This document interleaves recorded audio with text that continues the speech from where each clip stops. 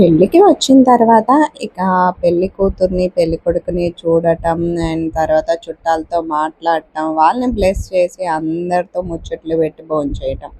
ఇలాంటివి common things కదా! So, భోజనం అనంగానే గుర్తొచ్చేది ఏంటండి క్యూ లైన్‌లు. ఇంత సిట్టింగ్ ఏశారు కాబట్టే ఎక్కడ ఇబ్బంది లేకుండా చక్కగా కూర్చొనైతే తినగలిగాం. సంయుక్త మాతో పాటు తిననని వాళ్ళ డ్యాడీతో తింటానని ఎళ్ళింది. బట్ చాలామంది మగవాళ్ళొచ్చేసరికి తను వెనక పడిపోయింది. వాళ్ళ డ్యాడీ పట్టించుకోకుండా ముందుకెళ్ళిపోయిండు. కానీ తీరా చూస్తే కూతురు కోసం సీట్ ఆపి ఆయనేమో ఎదురు చూస్తున్నాడనమాట. అది సంగతి. ఇక ఇక్కడొచ్చేసి మీరు చూస్తున్నారు గదా!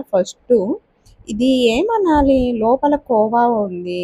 కోవా పూరి అనాలో ఏమనాలో తెలీదు. టేస్ట్ మాత్రం అల్టిమేట్‌గా ఉంది. ఒక్కసారి తిని వదిలేయలేక 2 సార్లు కొరుక్కొని తిని ఇక ఇక్కడుంటే మళ్ళీ తినేస్తానని సంయుక్త దాంట్లో అయితే పెట్టేశాను. తర్వాత కోకోనట్‌తో మనకి డ్రై ఫ్రూట్స్ లడ్డు లెక్క ఇచ్చారనమాట. అంటే కొబ్బరి డ్రై ఫ్రూట్స్ లడ్డు.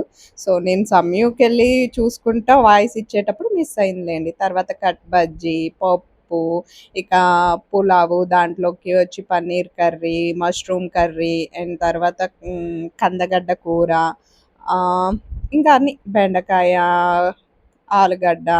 సో, అలా. తర్వాత వచ్చేసి చక్కగా పెరుగన్నం, రసం, ఉలవచారు ఫుల్లుగా లాగిచ్చేసానబ్బా!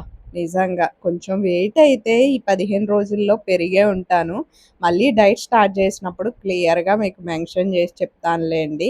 అండ్ క్రీమ్ చూసారా ఎంత బావుందో. సో, నా లెక్క మీరు ఫుడ్డీ అయితే కొన్నిటికి కంట్రోల్ అవ్వలేరు కదా! సో, అట్లే ఈ ఐస్ క్రీమ్ గూడా. మేమైతే ఐస్ క్రీమ్‌తో ఎండ్ చేసేసాం.